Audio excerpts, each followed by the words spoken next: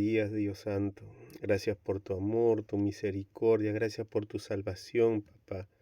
Gracias, Dios amado, por haberte dado en aquella cruz, Señor, por amor a toda esta creación, esta humanidad, Padre bello. Padre, yo te pido en esta hora, Señor, si alguien está aquí, Padre, Señor, con algún pecado, que nos perdones, Padre. Perdónanos para estar delante de ti bien, poder, Señor, absorber, retener todo cuanto entendamos y conozcamos.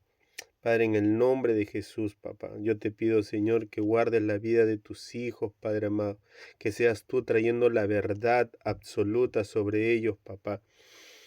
En el nombre de Jesús, Señor, que venga, ellos puedan venir, Señor, a llegar a su destino, a su propósito, Padre, para lo cual tú los has llamado, para lo cual tú los has creado, Padre amado. Que toda interrupción en su caminata hasta llegar a ti, Señor, sea cancelada en el nombre de Jesús. Seas tú tomando el control de sus vidas, Padre, de nuestras vidas, Padre amado. En el nombre de Jesús, sobre todo ataque demoníaco, papá.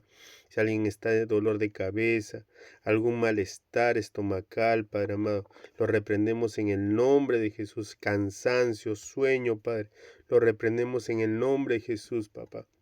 Y así comenzamos, Señor, este tiempo. Abrimos nuestro corazón, nuestra mente, para que todo, Padre, pueda entrar, Señor, y hacernos y seguir transformando nuestras vidas, papá. En el nombre de tu Hijo amado, Padre. Amén, Señor. Amén. Amén, chicos. Vamos a comenzar entonces. La autoridad del creyente. Vamos a tomar como fundamento bíblico Daniel 4:17, Colosenses 1:16 hasta el 20 y Romanos 13 del 1 al 8. Amén. ¿Puedes leer aquí, Catherine, por favor? Hasta Romanos 13, el 8, hasta el principio de autoridad. Por favor. Hermano, ¿todo? Sí, los tres. Daniel, Colosenses y Romanos. Listo. Autoridad del creyente. Daniel 4:17. La sentencia es por decreto de los vigilantes y por dicho de los santos la resolución, para que conozcan los vivientes que el Altísimo gobierna el reino de los hombres y que a quien él quiere lo da y constituye sobre él al más bajo de los hombres. Colosenses 1 del 16 al 20. Porque en él fueron creadas todas las cosas, las que hay en los cielos, las que hay en la tierra, visibles e invisibles, sean tronos, sean dominios, sean principados, sean potestades. Todo fue creado por medio de él y para él. Y él es antes de todas las cosas, y todas las cosas en él subsisten. Y él es la cabeza del cuerpo, que es la iglesia. Él que es el principio, el primogénito, de entre los muertos, para que en todo tenga la preeminencia, por cuanto agradó al Padre que en él habitase toda plenitud, y por medio de él reconciliar consigo todas las cosas, así las que están en la tierra como las que están en los cielos, haciendo la paz mediante la sangre de la cruz. Romanos 13 del 1 al 8. Sométanse toda persona a las autoridades superiores, porque no hay autoridad sino de parte de Dios, y las por Dios han sido establecidas, de modo que quien se opone a la autoridad, a lo establecido por Dios, resiste, y los que resisten acarrean condenación para sí mismos. Porque los magistrados no están para infundir temor al que hace el bien, sino al malo. ¿Quieres, pues, no temer la autoridad? Haz lo bueno, y tendrás alabanza de él, porque es servidor de Dios para tu bien. Pero si haces lo malo, teme, porque no en vano lleva la espada, pues es servidor de Dios. vengador para castigar al que hace lo malo, por lo cual es necesario estarle sujetos, no solamente por razón del castigo, sino también por causa de la conciencia. Pues por esto pagáis también los tributos, porque son servidores de Dios que atienden continuamente a esto mismo. Pagad a todo lo que debéis, al que tributo, tributo, al que impuesto, impuesto, al que respeto, respeto, al que honra, honra. No debáis a nadie nada, sino el amaros unos a otros, porque el amor al prójimo ha cumplido la ley. Amén. Gracias, hermana. Aquí vemos estos versículos. Este versículo de Daniel está hablando del rey Nabucodonosor. Hay una profecía donde dice que Dios iba a levantar a este rey para someter a Israel, para castigar a Israel, ¿no? Pero este rey, que se llamaba Nabucodonosor, pensó que la autoridad estaba en él, que él era el más y todo dependía de él, ¿no? Hasta que Dios lo convierte en una bestia, dice la Biblia, ¿no? En Daniel. Si leen ese capítulo es muy bonito. Lo convierte en una bestia y pasa un tiempo, él dice, voy a darte un tiempo determinado que vas a ser una bestia hasta que te des cuenta que yo soy Dios y te he puesto, yo soy el que pongo y saco reyes, ¿no? Hasta que él llega el tiempo determinado y él se da cuenta, alza la mirada, alza la vista al cielo y dice, verdaderamente Dios, tú eres Dios, ¿no? Tú eres el que gobiernas en todas las cosas. Esta es la historia. Y ahí donde dice, ¿no? Que el cielo está gobernando sobre la tierra, ¿no? En Colosenses 1, 16, 20 se ve la autoridad que toma Jesús, ¿no? Está hablando de Jesús, que toda la autoridad, porque él nace como hombre, le había dado la autoridad al hombre, ¿no? Para que se reproduzca, subyugue la tierra, ¿no? Entonces, Dios siendo Dios no puede ir en contra de su palabra. Entonces, para que tenga toda la autoridad absoluta, Jesús se convirtió en hombre, nació en hombre y murió, ¿no? Él era 100% divino, 100% humano, ¿no? Y toma toda la llave, todo, entra hasta 3 días, dice que estuvo en el muerto, predicando a los que estaban en ¿cómo se dice? En el Seol, estaba predicando a las personas, ¿no? A los espíritus, que él era el Hijo de Dios, que él era. Y luego toma toda la autoridad y dice, y por medio de él reconciliar consigo todas las cosas, así que las que están en la tierra como las que están en el cielo, haciendo la paz mediante la sangre de la cruz, ¿no? O sea, él tuvo la preeminencia de todo, o sea, él tiene todo el poder y se lo ha dado a la iglesia. Y en Romanos está hablando que debemos acatar, o sea, toda autoridad, ¿no? Toda autoridad está bajo autoridad, solamente Dios está encima de todo, ¿no? Aquí está hablando de nosotros, por ejemplo, dice, hay jefes que nosotros nos lo han puesto, ¿no? Dios nos han puesto nuestros pastores conforme al corazón de Dios, ¿no? Y dice de repente que tu jefe está haciendo cosas malas o está haciendo intriga o te está tratando de una manera mal, dice, entonces tú no vas a pagar mal con mal, ¿no? Dice, haz lo bueno y tendrás alabanza de ella, pues Dios es el que está mirando y Dios es el que va a juzgar, ¿no? No es que ojo por ojo y diente por diente, ¿no? Sino que hay veces Dios trata nuestro carácter por medio de esas personas, de los líderes sobre todo, ¿no? De líderes de trabajo, de personas, padres, madres, que están encima de nosotros, para que nuestro carácter sea transformado. Pero si nosotros no vamos en contra, o sea, nos vamos encima de esa autoridad, nuestro carácter no va a ser transformado y aparte no vamos a, dice, no vamos a tener alabanza de ella, porque es servidor de Dios para tu bien. Pero si haces lo malo, teme, porque no en vano lleva la espada, pues un servidor de Dios, ¿no? O sea, así como Nabucodonosor, Dios puede usar a una persona que no tiene ser cristiana. ¿Se está entendiendo hasta ahí, ¿no? Ok. Estamos comenzando esta introducción de esta manera. Y dice, principio de autoridad.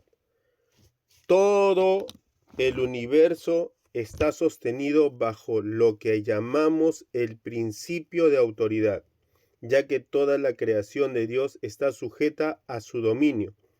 Cristo Jesús sostiene todas las cosas mediante la autoridad y el poder inherentes de la persona del Hijo. Entenderemos mejor este principio al estudiar la rebelión de Satanás y su resultado catastrófico para toda la creación. En el principio todo era armonioso, fruto de única voluntad en todo el universo, la voluntad del Creador. El mal siempre existió como alternativa al bien, pero nunca antes había sido deseado hasta que la iniquidad encontró lugar en el corazón de la más hermosa criatura de Dios. Entonces otro principio evolucionó siniestramente en el universo a partir de la semilla del orgullo, a partir de la semilla del orgullo. Por eso es muy importante cuidar nuestro corazón, que no se enorgullezca de nada, ser mansos, humildes como Jesús fue. El principio de la rebelión trayendo caos y desorden a la creación original. Aquí lo que está diciendo es que al principio todo era armonioso, toda la creación. Ahora, ustedes dirán o pensarán, ¿no? La creación comenzó con lo que no podemos ver, con cosas invisibles, porque después de las cosas visibles, no hemos visto ninguna creación invisible.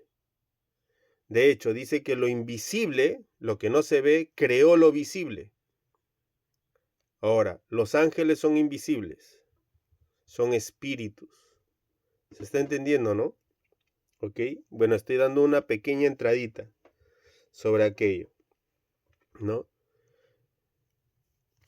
Se enalteció tu corazón a causa de tu hermosura, corrompiste tu sabiduría a causa de tu esplendor. Yo te arrojaré por tierra, delante de los reyes te pondré, para que miren en ti, en Ezequiel 28:17. Acá está haciendo alusión de un rey, no recuerdo, el rey de Siria creo que es, ¿no? Pero está también haciendo ilusión a Satanás, al diablo, ¿no? Dice, por su cantidad humanamente innumerable, morada y gloria celestial, los ángeles son identificados en la palabra como estrellas. Recuerden esto siempre. Los ángeles son identificados en la palabra como estrellas o ejércitos de los cielos. Dice que los ejércitos de los cielos crearon. Dios creó a través del ejército de los cielos. Hubo un tiempo en el que todos ellos vivían en perfecta unidad y servicio, cuando alababan todas las estrellas del alba, o sea, de la mañana, y se regocijaban todos los hijos de Dios. Job 38:7. Entre ellos había uno que se destacaba por su perfección, Heilel, así se llama, Heilel, que significa hijo de la mañana. ¿Ok? En español lo ponemos como lucero. Es una palabra hebrea, Heilel. En Isaías 14:12 dice, ¿cómo caíste del cielo, oh lucero, hijo de la mañana? Cortado fuiste por tierra, tú que debilitabas a las naciones. Traducida como estrella de la mañana, lucero en la Biblia en español y Lucifer en la Vulgata latina, siendo de esta última que el portugués tomó prestado el nombre de Lucifer, el que lleva la luz. Lo que ocurrió después está descrito en forma de lamento y juicio en los mensajes dirigidos a dos monarcas opresores, el rey de Babilonia y el rey de Tiro. Observamos cómo la narrativa va cambiando en dirección al verdadero entor de la sed de poder de esos reyes. En Ezequiel 28, 12 y 16 está hablando del rey de Tiro. Yo lo voy a leer. ¿Okay? Ezequiel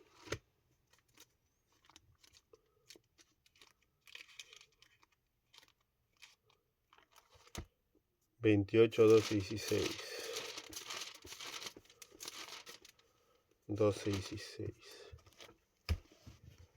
Dice: Hijo de hombre, levanta endechas sobre el rey de Tiro y dile: así ha dicho Jehová el Señor, tú eras el sello de la perfección. ¿Está diciendo en tiempo presente o pasado? Está diciendo en tiempo pasado. Tú eras el sello de la perfección, lleno de sabiduría y acabado de hermosura. En Edén, en el huerto de Dios estuviste. En toda piedra preciosa era tu vestidura, de cornerina, topacio, jaspe, crisolito, berilio y once, de zafiro, carbunclo, esmeralda y oro. Los primores de tus tamboriles y flautas estuvieron preparados para ti en el día de tu creación. Tú, querubín grande y protector, yo te puse en el santo monte de Dios, ahí estuviste, en medio de las piedras de fuego te paseabas, perfecto eras, en todos tus caminos, desde el día que fuiste creado hasta que se halló en ti maldad. A causa de la multitud de tus contrataciones, fuiste lleno de iniquidad y pecaste, por lo que yo te eché del monte de Dios y te arrojé de entre las piedras de fuego, oh querubín protector. Acá vemos en los versículos que está diciendo en la creación. Tú eras el sello de la perfección. Está hablando de Satanás. Tú estabas en Edén. Está hablando de Satanás. Tú eras querubín ungido. Tú eras perfecto. O sea, perfecto significa para con Dios no es el no equivocarse. Para con Dios el ser perfecto es amar a los buenos como a los malos. ¿Eh? Eso lo puedo buscar en la Biblia, está escrito, ¿ok? Tú eras querubín protector. Querubín protector. Y ahora, al rey de Babilonia también habla sobre Satanás. Isaías 14, 13, 14. Rapidito. 14, 13, 14.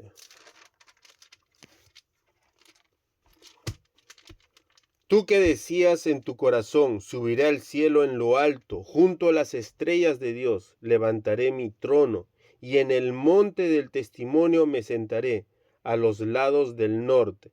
Sobre las alturas de las nubes subiré, y seré semejante al Altísimo. Ahí ya viene la rebelión, en la rebelión, ¿eh? Dice, yo subiré al cielo, exaltaré mi trono, me sentaré en el monte, subiré sobre lo alto, seré semejante al Altísimo. ¿Qué tal orgullo, no? Ok. La rebelión de Satanás produjo una conmoción cósmica sin precedentes, poniendo en duda la autoridad de Dios. Su primera oposición al gobierno divino cuestionó la justicia y el carácter de Dios. Nuestra versión utiliza la palabra comercio. Acá en este versículo, escuchen, a causa de la multitud de tus contrataciones, fuiste lleno de iniquidad y pecaste, por lo que yo te eché del monte de Dios y te arrojé de entre las piedras del fuego, oh querubín protector. Ezequiel 28, 16. Para describir las negociaciones y tratos diabólicos que terminaron por convencer a la tercera parte de las huestes celestiales. Eso lo encontramos en Apocalipsis. Ahorita lo vamos a leer. La autoridad de Dios estaba en juego. Acá está. Y su cola arrastraba la tercera parte de las estrellas del cielo. Acá no está hablando ni de presente ni de futuro, está hablando de pasado. Y su cola arrastraba, algo que ya pasó, la tercera parte de las estrellas del cielo, y las arrojó sobre la tierra, y el dragón se paró frente a la mujer que estaba para dar a luz, a fin de devorar a su hijo, tan pronto como naciese. Apocalipsis 12:4. ¿Hasta aquí se está entendiendo o está difícil? ¿Alguna pregunta? Para que puedan entender un poquito más, vamos a ir leyendo para que se pueda estar desenvolviendo esto, ¿ok? ¿Ok? Sin embargo, queda una pregunta. ¿Por qué el Señor no impidió ni sofocó inmediatamente la rebelión satánica? Eso es, todo el mundo se hace esa pregunta. Es necesario decir que no existen dos fuerzas cósmicas ni de igual poder y autoridad, como algunos de manera inadvertida parecen transmitir a la iglesia, sembrando dudas respecto a la autoridad delegada al creyente. Satanás es siervo y Dios es Señor. Dios no ha sido creado. Dios es Dios. Dios no tiene un enemigo que sea a su estatura. Satanás es una creación de Dios que se rebeló y quiso ser como Dios. O sea, Satanás es nuestro enemigo del ser humano, de la creación de Dios, mas de Dios no lo es. ¿Ya? Eso quiero dejarlo bien puntual, ¿ok? Porque Dios es Dios. Dios lo puede fulminar, Dios puede hacer lo que Él quiera, Dios, ¿no? Él abre su boca, Dios, y puede crear todo lo que Dios pronuncia con su boca, lo crea. Dios no puede mentir. Si no existe, se hace, se crea. Pero el Satanás es una copia. Él ha querido ser como Dios, mas no ha podido. ¿Ok? Hasta ahí está claro, ¿no? Dios es Dios, Dios. Dios no necesita probar su omnipotencia ni su rectitud, pero desea demostrar a lo largo de la historia, esto tómenlo bastante presente, Dios no necesita probar su omnipotencia ni su rectitud, pero desea demostrar a lo largo de la historia tres verdades fundamentales: que la rebelión satánica conduce a la decadencia y al desorden, que la autoridad se basa en plena bondad y justicia. Repito, la autoridad se basa en plena bondad y justicia, que cada criatura puede escoger el bien por su libre arbitrio. Dios no ha creado robots. Dios ha creado personas pensantes, con capacidad de discernir, de tomar una decisión. ¿Ok? Esta es la razón por la cual la palabra de Dios insiste en que aquellos que están en posición de autoridad en el reino la ejerzan de la manera del Señor, no como teniendo señorío sobre los que están a vuestro cuidado, sino siendo ejemplos del rebaño, no como teniendo señorío sobre los que están a vuestro cuidado, sino siendo ejemplos de la grey. 1 Pedro 5:3. Grey significa grupo de ovejas, ¿no? Sí saben, ¿no? Veamos el resultado de la caída. ¿Cómo caíste del cielo, oh lucero, hijo de la mañana? Cortado fuiste por tierra, tú que debilitabas a las naciones. Isaías 14:12. La estrella de la mañana, vespertina o del alba, es la que primero se muestra en el cielo al amanecer y al anochecer, debido a su brillo, aunque se sabe que no tiene luz propia. Y aquí también describe, no tiene luz propia. O sea, Satanás no vive por sí mismo. Dios está permitiendo que tenga vida. pues no se trata de una estrella, sino de un planeta, aquella estrella de la mañana, que se llama Venus, el planeta Venus, que refleja 2/3 del resplandor del Sol. Pitágoras lo llamó alter, sol o segundo sol, debido a su intenso brillo, incomparable con el de cualquier otro planeta. De la misma manera, Satanás no se dio cuenta de que no poseía luz propia, sino que solo reflejaba la luz del sol, de justicia y de la verdadera estrella de la mañana, el Señor Jesucristo.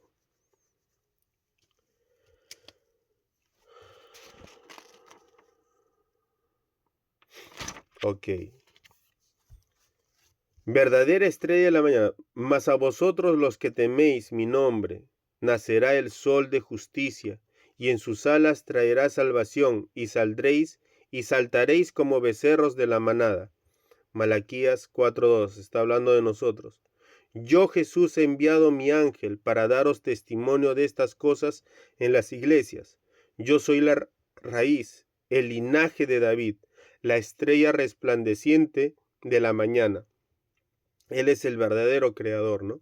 Apocalipsis 22:16. Para acentuar su caída de los cielos y su profunda humillación, es llamado Belcebú. ¿Qué significa Belcebú? Significa señor de las moscas o del estiércol. En 7 ocasiones en la palabra de Dios lo nombraron a Jesús Belcebú. El discípulo no es más que su maestro, ni el siervo más que su señor. Bástale al discípulo ser como su maestro, y al siervo como su señor. Y al padre de familia llamaron Belcebú. Si al padre de familia lo llamaron Belcebú, está hablando de Jesús. ¿Cuánto más a los de su casa? O sea, a nosotros. Lo que os digo en tinieblas, decidlo en la luz, y lo que oís al oído, proclamadlo desde las azoteas. O sea, no tengamos temor a llevar el evangelio. Mateo 10, 24, 25, 27. Pero los escribas que habían venido de Jerusalén decían que tenían a Belcebú y que por el príncipe de los demonios echaba fuera los demonios. Estaba hablando los escribas, los fariseos de Jesús, ¿no? Y ahí donde Jesús le dice, ¿quién está en contra de su propio reino, no? O sea, ¿cómo el diablo va a sacar al propio diablo? Pero los escribas que habían venido de Jerusalén decían que tenían a Belcebú y que por el príncipe de los demonios echaba fuera a los demonios. Marcos 3:22. Pero algunos de ellos decían, por Belcebú, príncipe de los demonios, echa fuera los demonios. Y si también Satanás está dividido contra sí mismo, ¿cómo permanecerá su reino? Ya que decís que por Belcebú echo yo fuera a los demonios. Pues si yo echo fuera a los demonios por Belcebú, vuestros hijos, ¿por quién los echan? Por tanto, ellos serán vuestros jueces. Lucas 11, 15, 18, 19. ¿Eh? Acá vemos la caída satánica y la batalla de los cielos. En Ezequiel 28, 16, 18. Te arrojaré fuera como cosa profana. Te haré perecer, querubín protector. Te arrojaré por tierra. Un fuego salió de en medio de ti y te consumió. Te convertí en ceniza sobre la tierra. Apocalipsis 12, 7, 9. No prevalecieron, ni se halló ya lugar para ellos en el cielo. Está hablando de la tercera parte de ángeles que cayó.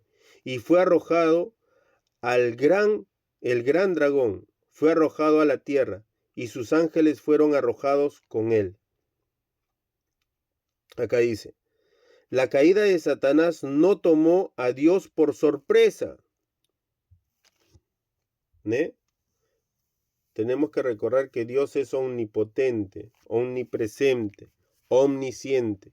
No hay pasado, no hay futuro para Dios. Dios llena todo.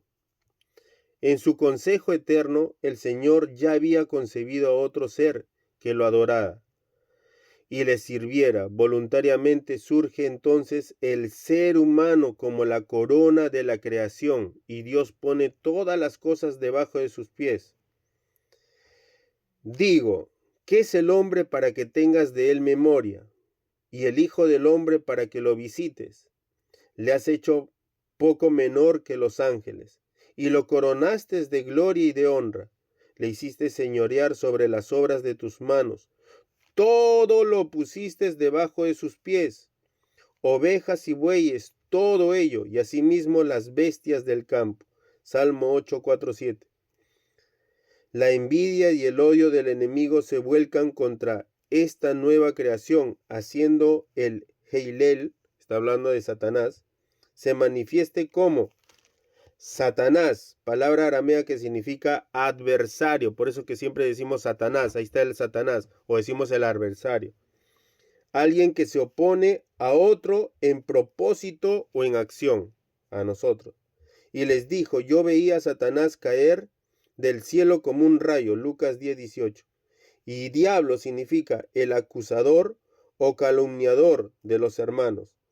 Y fue lanzado fuera el gran dragón, la serpiente antigua, que se llama Diablo y Satanás, o sea, adversario, acusador, calumniador, el cual engaña al mundo entero, fue arrojado a la tierra, y sus ángeles fueron arrojados con él. Entonces oí una gran voz en el cielo, que decía, ahora ha venido la salvación, el poder, el reino de nuestro Dios y la autoridad de su Cristo, porque ha sido lanzado fuera el acusador de nuestros hermanos, el que los acusaba delante de nuestro Dios día y noche. Ahora nuestro abogado es Jesucristo, ¿ok? Nosotros vamos y apelamos a Jesús. ¿Alguna pregunta, hermanos? Nadie quiere preguntar nada. Estoy yendo rápido. ¿Ah? Fala. Ok, ya que no preguntan ustedes, yo me voy a preguntar solo. Miren, uno se pregunta, y siempre se ha preguntado, yo siempre he escuchado esta pregunta, ¿por qué no se evitó problemas Dios y simplemente lo sacó de la ecuación a Satanás, cuando se rebeló? ¿Por qué? Porque tenemos que recordar que el mundo es invisible, o sea, los ángeles, los querubines, y todos los ángeles, los arcángeles, han sido creados también, son creación. Imaginémonos que Dios lo deshace a Satanás, lo derrumba, lo desaparece. Esa tercera parte de ángeles que lo seguían, que fueron echados, se iba a quedar con una pregunta en el aire, con una pregunta, ¿será que Satanás tuvo la verdad? ¿Será que Satanás estaba diciéndonos la verdad? Iba a quedar siempre esa pregunta en el aire. ¿Se está entendiendo? No solamente con la tercera parte que lo seguía a Satanás, sino que con los demás ángeles también. ¿Por qué Dios hizo esa manera? En cambio, Dios dejó que eso suceda, que el diablo ¿cómo se dice? Que él mismo se descubriera a sí mismo quién era, que era el falsante, era el mentiroso, era el calumniador, que él era el adversario, que él quería tener la posición de Dios, porque la Biblia habla de que este Satanás en su corazón tramaba todas estas cosas. En su corazón estaba haciendo lo que leímos acá, un comercio. ¿Dónde lo vimos? Contrataciones, o negociaciones o tratos diabólicos. Y entonces los otros ángeles no podían ver lo que él estaba tramando. Entonces Dios dejó que eso suceda porque destruyendo a Satanás, seguramente se iba a levantar otro Satanás. Destruyendo a Satanás y se iba a levantar otro Satanás. Entonces puso como ejemplo a él para la creación, para poder entender esto. ¿Se está entendiendo? ¿Alguien quiere hacer una pregunta? ¿No? ¿Seguimos? Seguimos. Ok. Hasta ahí se está entendiendo, ¿verdad? Ok. Antes del quebrantamiento es la soberbia, y antes de la caída, la altivez de espíritu. Proverbio 16-18. Adán falló como representante de toda la humanidad al optar por unirse a Satanás y entregarle el dominio de la tierra que Dios le había dado al ser humano. Aquí lo pierde. Perdemos esa comunión íntima que teníamos con Dios. ¿Eh? Salimos del Edén. Ya no vivimos, o sea, nosotros teníamos el poder de estar en el mundo espiritual y en el mundo material. ¿Eh? Pero perdimos eso. Ahora cuando aceptamos a Jesús, a nuestro Señor Jesús como nuestro Rey y Salvador, ¿eh? Y nacemos de nuevo, tenemos una conexión en el mundo espiritual. Ahora, eso va de paso en paso, ¿no? De poco en poco, ese acceso que vamos teniendo a ese mundo espiritual. ¿Ok? Proverbios, ok. Adán falló, perdón. Entonces dijo Dios, hagamos al hombre a nuestra imagen, conforme a nuestra semejanza, y señoree en los peces del mar, en las aves de los cielos, en las bestias, en toda la tierra y en todo animal que se arrastra sobre la tierra. Génesis 1:26. Y al hombre dijo, por cuanto obedeciste a la voz de tu mujer, y comiste del árbol de que te mandé, diciendo, no comerás de él, maldita será la tierra por tu causa. Con dolor comerás de ella todos los días de tu vida. O sea, toda la creación estaba sometida al hombre. Cuando el hombre cae, no solamente es el hombre, sino dice, maldita será la tierra por tu causa, por el ser humano, a causa de ese pecado, esa desobediencia, toda la creación, toda la creación sufrió lo que hizo el ser humano, lo que hizo Adán, esa desobediencia. Y le dijo al diablo, a ti te daré toda esta potestad y la gloria de ellos, porque a mí me ha sido entregada y a quien quiero la doy. Este es el diablo tentando a Jesús, en el desierto, después de esos 40 días de ayuno, en los cuales el Dios de este siglo cegó el entendimiento de los incrédulos, para que no les resplandezca la luz del Evangelio, de la gloria de Cristo, el cual es la imagen de Dios, según de Corintios 4:4. O sea, nuestra lucha es contra este Dios de este siglo, de este siglo, de este mundo. Eso se rompe, se quiebra por medio de oración, por medio de autoridad de Dios, por medio de discernimiento. El mismo principio activó de rebelión se instala entonces en la criatura humana. O sea, lo mismo que hizo Satanás, nos llevó al ser humano a ello.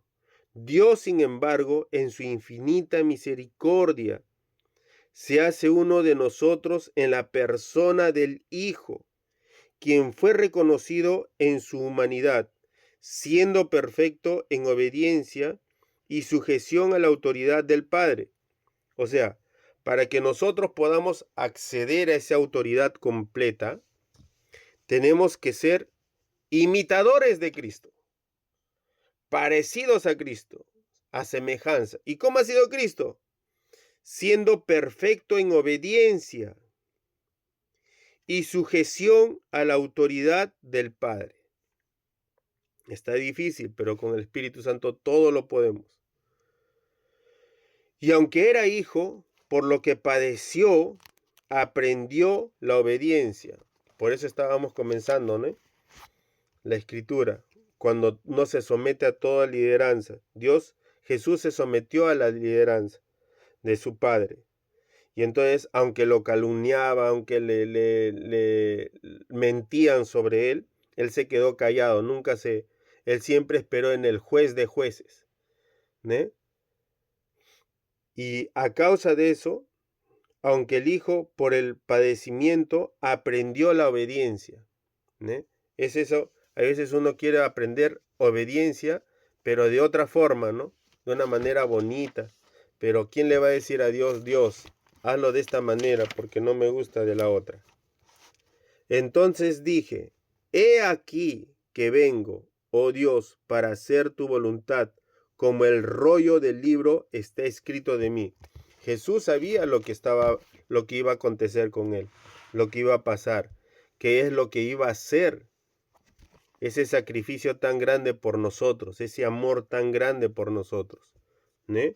Satanás pensó que estaba haciendo lo correcto al crucificarlo a Jesús, pero si Satanás hubiese sabido lo que estaba haciendo, nunca lo hubiese crucificado a Jesús. Estaba revertiendo la maldición del ser humano.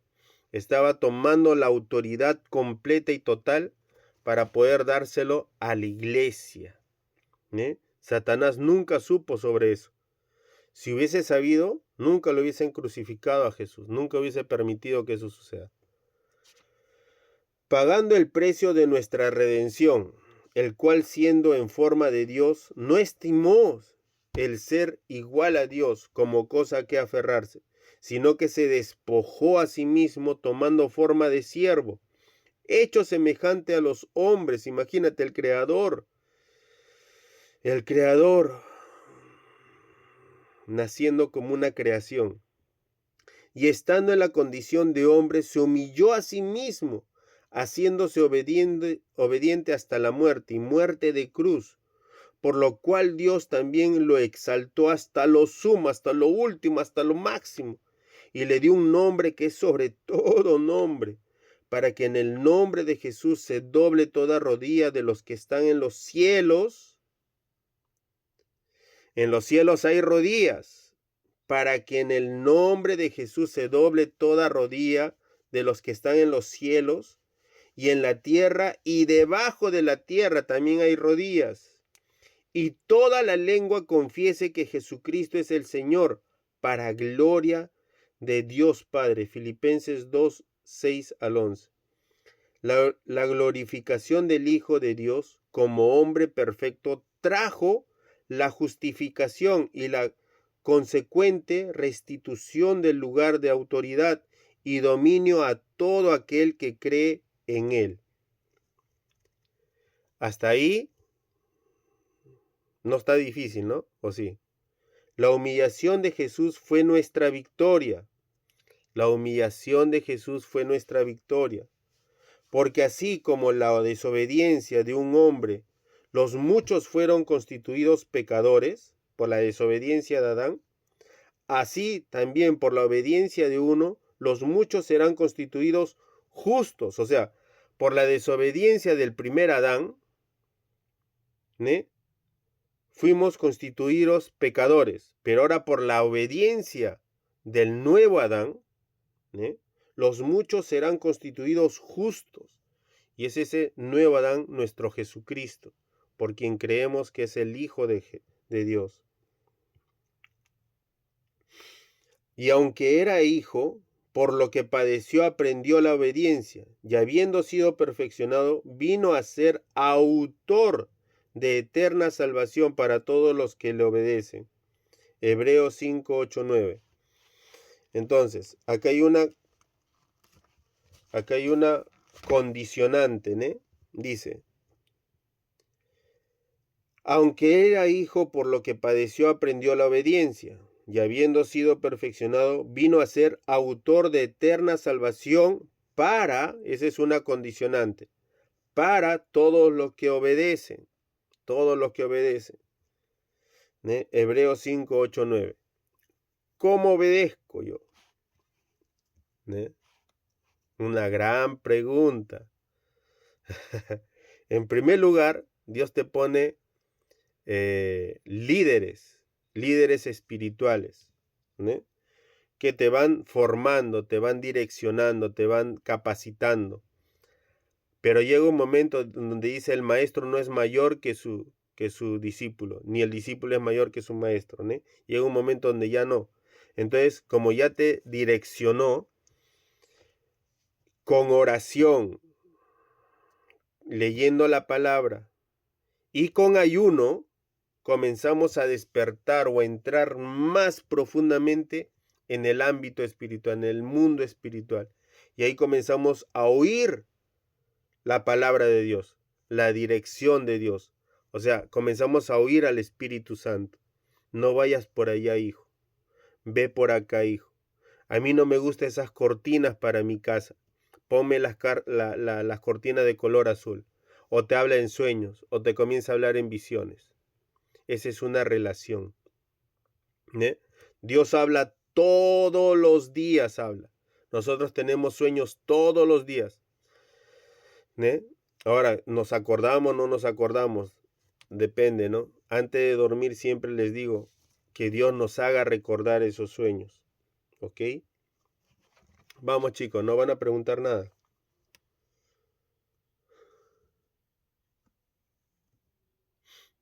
¿Están bien? ¿Sí? Ok. Recuerden que en la página, no sé qué página era. Página 109 hay preguntas, ¿no? Hay preguntas de lo que estamos llevando ahorita para que lo vayan desarrollando. Todo lo que han entendido. ¿Cómo era la creación original en el principio? ¿Cuál es el significado de estrella de la mañana en Isaías 14?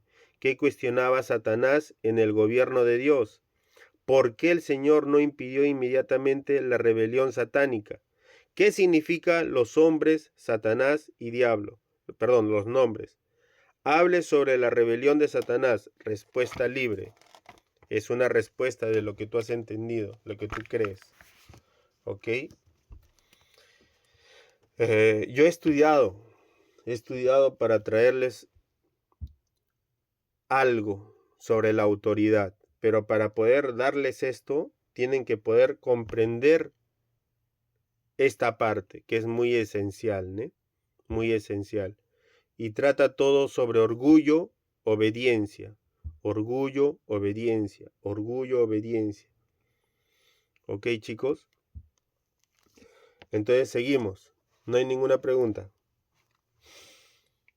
Los dos hombres. Sí. Ok. Sí, Catherine Chávez. No, es Johan que tiene la pregunta. ¿Cuál era tu pregunta? ¿Cómo era? Hermano. Dependiendo cómo el orgullo, o sea, como nosotros tenemos que ser ante todo problema, toda cuestión que tengamos, el orgullo, o sea, prácticamente arrojar nuestro orgullo nuestro mismo y obediencia ante la palabra. No entendí la pregunta muy bien. ¿Cómo? Usted dice que es orgullo y obediencia, ¿no? Uh-huh.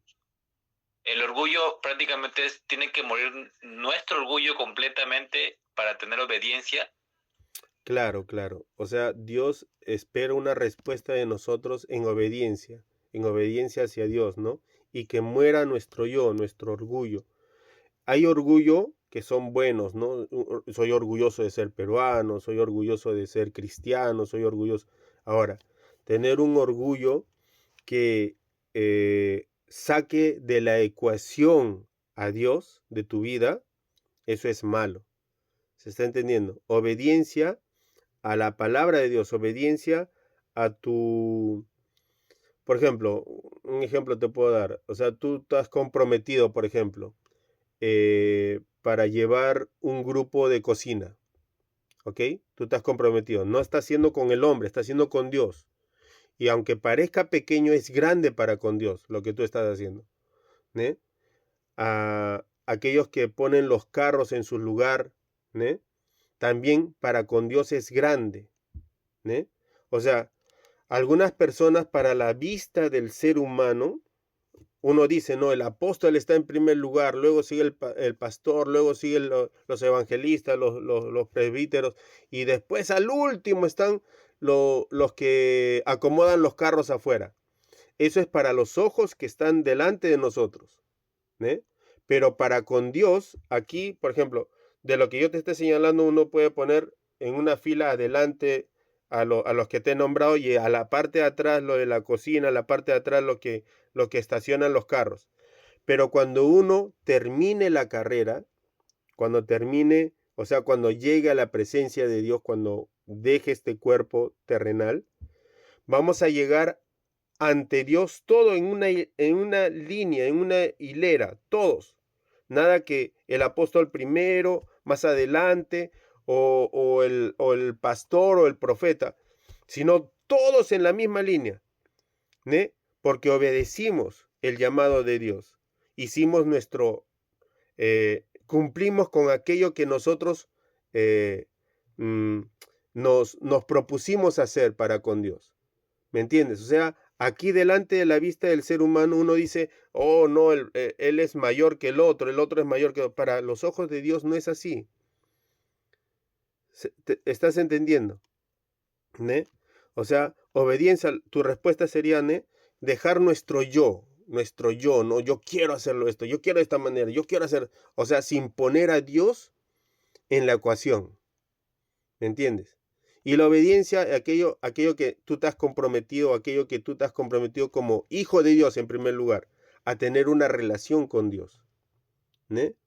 Una relación la puedes tener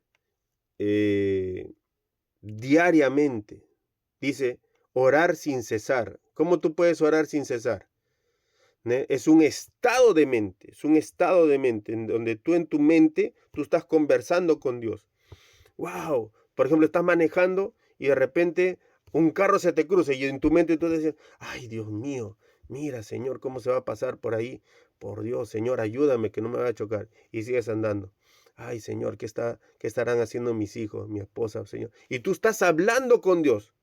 Estás hablando, es un estado de mente, ¿no? Orar sin cesar. Es la oración más poderosa que puede existir, ¿no? ¿Ok? ¿Me entendiste? Ok, perfecto. Y de hecho, para llegar a la autoridad que Dios quiere que lleguemos, ¿ne?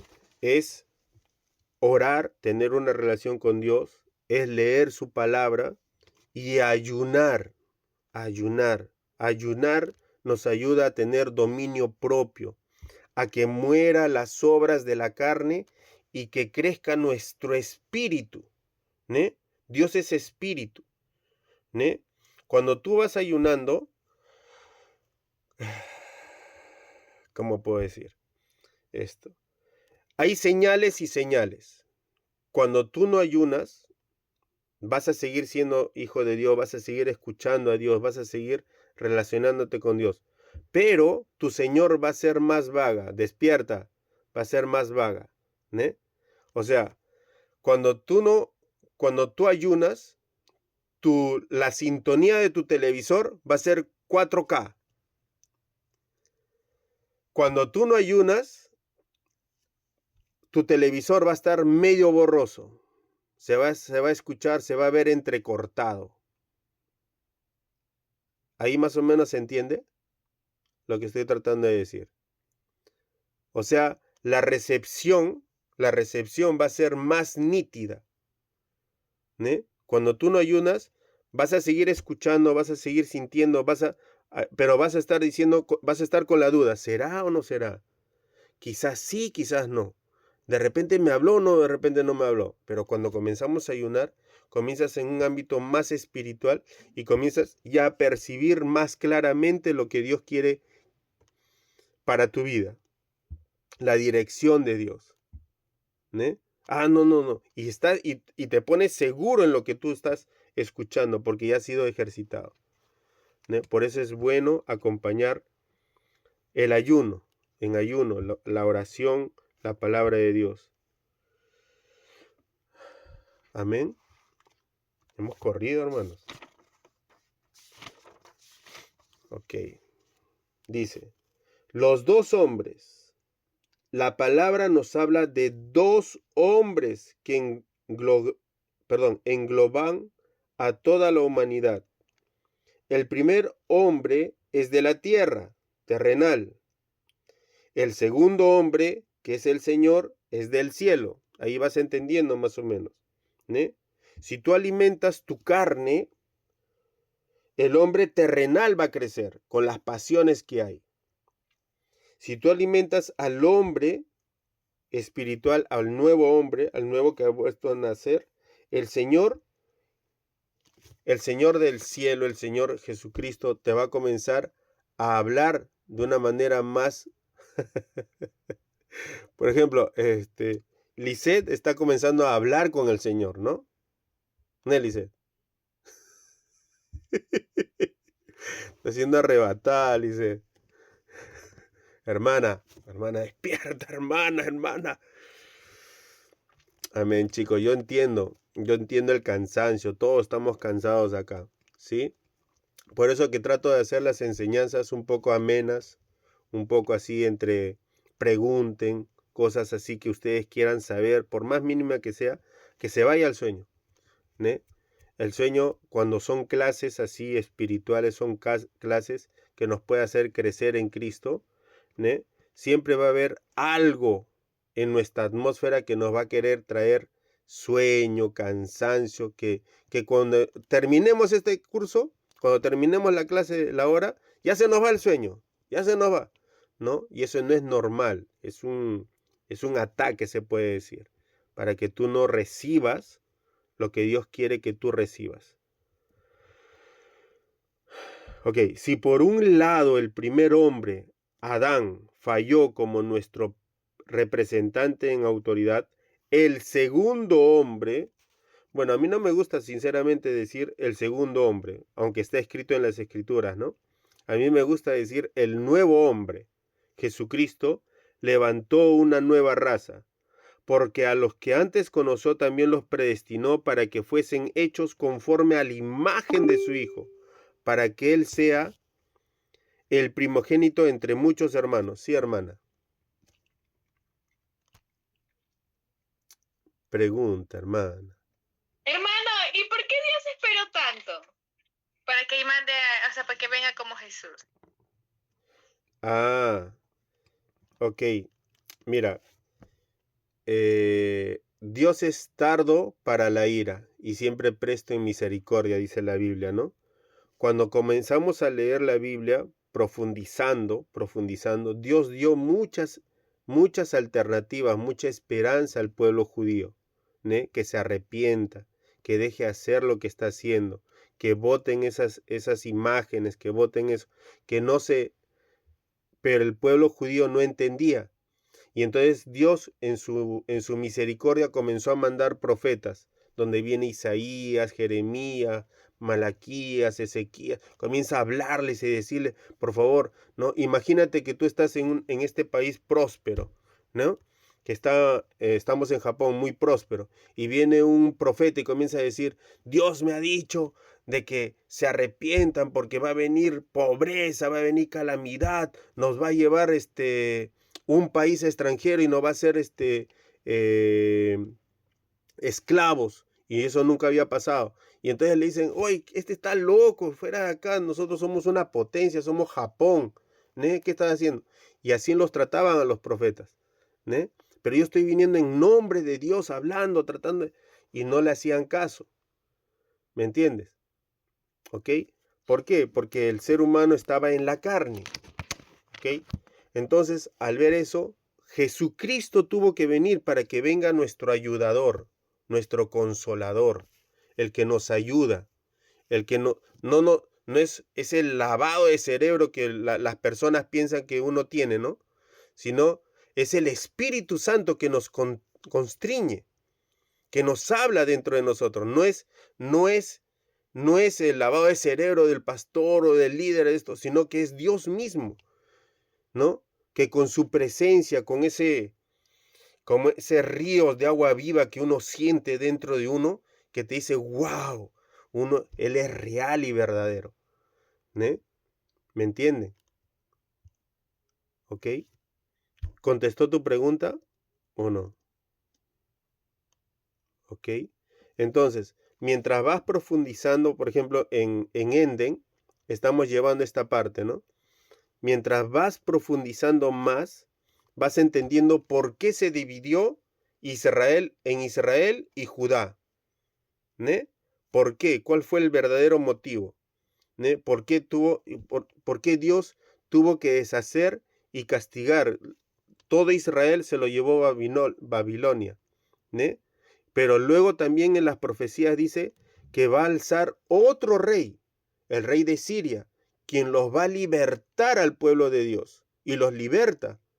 ¿Ne? Los liberta y los lleva a su tierra Israel. Y hace un templo que es para Jehová, siendo él no judío ni israelita. Y esa profecía se realiza. Dios lo había declarado, ¿ne? Y quería hacer. Y ahora en nuestro tiempo podemos tomar todas esas historias reales, veraces, para nuestro beneficio, para nuestro, oye, esto no le agrada a Dios, esto también quiere que no hagamos Dios. Mira, lo hagamos de esta manera, mira, aquí está escrito, mira, hubo esta historia, esta forma como lo hicieron, y eso, por eso hay muchas enseñanzas en la palabra de Dios, y cada vez que lo lean, pídanle al Espíritu Santo, ¿qué me quieres hablar? ¿Qué me quieres enseñar sobre esta historia, sobre esta anécdota, sobre esta parte? ¿Ne? Amén. Creo que hasta aquí nomás nos vamos a quedar. Bueno, nos vamos a quedar hasta el primer hombre pierde el dominio y la autoridad. Porque porque convenía aquel por cuya causa son todas las cosas y por quien todas las cosas subsisten, que este es Jesucristo, el Mesías, que habiendo de llevar muchos hijos a la gloria, que estamos entre tú y yo, perfeccionase por aflicciones al autor de la salvación de ellos, porque el que santifica y los que son santificados de uno son todos, por lo cual no se avergüenza de llamarlos hermanos. Creo que esto es muy profundo. Vamos a dejarlo hasta aquí, ¿ok? Vamos a dejar hasta los dos hombres, porque ahí hay bastante para hablar. Amén, hermanos. ¿Sí? Esto está muy profundo, está muy bueno esto acá. Aflicciones del autor de la salvación de ellos. Perfeccionarse por aflicciones. Si Él se perfeccionó por medio de aflicciones, nosotros. Amén, chicos. Ok. Keiko, ¿puedes orar, por favor?